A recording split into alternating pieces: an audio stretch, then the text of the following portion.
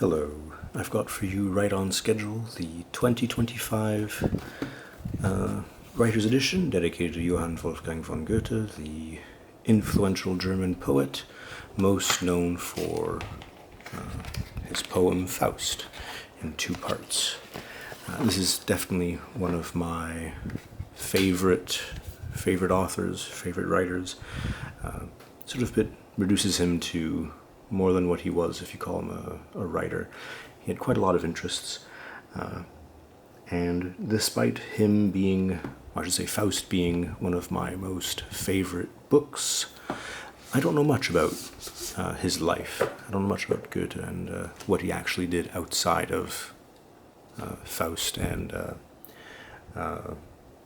he's got another, The Sorrows of Werther.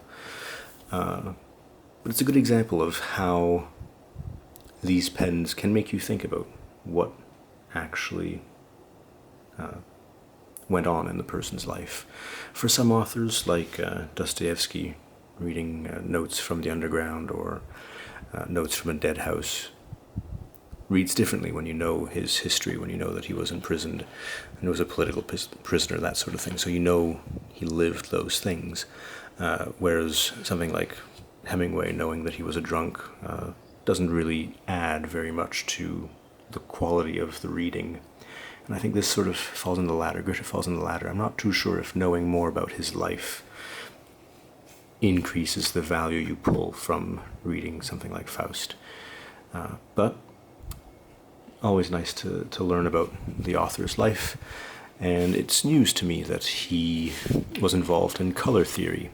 So if you recall, last month we had Renoir, and I mentioned that he was known for introducing the idea that, or at least implementing the idea that shadow could be more than simply black. Shadow could be the absence of color, but Goethe brought in the idea that shadow could be colorful, just not quite as dense. So when you look at works from the era, apparently there's a shift in the way that painters were behaving because of Goethe's color theory. So that's an interesting bit of his life that I wasn't aware of, but doesn't add anything really to when you read Faust. Oddly enough, Faust is the only book of which I've got multiple copies, one in German, one in English, and one with both, probably multiple English copies, whereas I don't think I've got any other books in quite so many volumes. So the imagery of Goethe is, I think, quite influential when we think of the devil, and we'll get to the nib in a minute. That definitely portrays the devil in a very popular way there, Faust. And quite a lot of popular culture, I think, stems from the idea of knowledge and the thirst for power. Of course, he's not the first to put that to pen, put pen to paper in that regard, but certainly one worth mentioning. So, as usual, true to form, this comes as a simulated book. The packaging is quite standard, but I think this is the first year where they've got such a large recess, and actually this is formed paper rather than plastic, so they're definitely going in the direction of more sustainable packaging. And along that line, the plastic sheath has been replaced with a paper sheath, protected simply by a little sticker, and then the pen itself. So not much plastic actually in this wrapping. So the pen is, I think, without a doubt, one of the most pleasantly textured pens. So it has quite a lot of detail on it. I don't know if you'd call that crackling. It's supposed to be reminiscent of stucco, I think, or a texture found on one of his abodes. There we go. Definitely unique.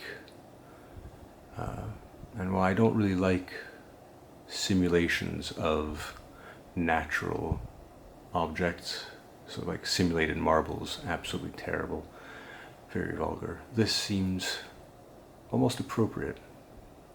I guess the texture is something that's not too alien to plastic. Lots of shiny bits, already quite sullied by the act of handling it, but definitely very neat effort. The gold trim, I think, contrasts quite well with the blue of the barrel. I don't know what you'd call this type of blue. It sort of verges on gray. And then, wow, the gold nib already full of fingerprints, or sort of the gold clip already full of fingerprints. This, of course, is a feather designed to reminisce or evoke a fountain pen, and a twig there for some reason. Along the finial, you've got a repeating pattern that is also taken from the architecture of one of his favorite buildings, and then Montblanc, very reserved. I think that's the only place Montblanc actually features in text on the pen. This simple notation. Of course, the Montblanc emblem in simple white plastic or white resin with the black surround. And there you go. Amazingly polished dome. This dome, I think, is a bit too reminiscent of the one that they used for the Brothers Grimm. If you recall, that also had sort of a domed finial. I don't know why they did that, but yeah, not particularly enamored with that. But the shape of the pen in its totality is relatively plain. I think also designed to evoke a walking stick as well. And then once again, more motifs taken from his architecture.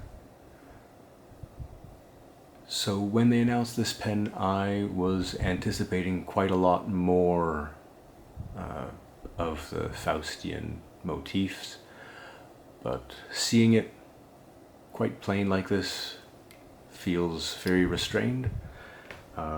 Like I mentioned, the clip, I showed briefly, the clip is adorned with Faust, as well as a outline of the most iconic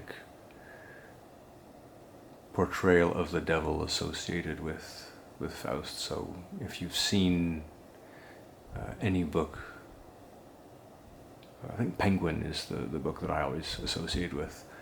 The publisher, Penguin Publishing, has this beautiful wood cutout or wood print, block print of the devil flying over a medieval city. With the iconic, you can't see it here, but the iconic pointy facial features, the bat-like wings, the tail, is it visible there somewhere? No, not quite. And the pointy toes. Wonderful. So as usual, this is nib offered in quite a few different sizes. Here in a medium. Wonderful details. So there you have it. Very quick, not much to really explore on this pen in terms of the symbolism. Lots of architectural elements. Not much from the Faustian side of things, which I think is a bit of a disappointment. But we'll see what the 1800 limited edition brings to the table. That's a bit more of an elaborate pen. We'll see that in a week or two, maybe. Anything else? I think that's about it. So, there you go. The 2025 Writer's Edition, dedicated to Goethe, the 18th century German author, most known for the story of a man selling his soul to the devil in the pursuit of power. Hope you enjoyed that, and let me know if you've got questions.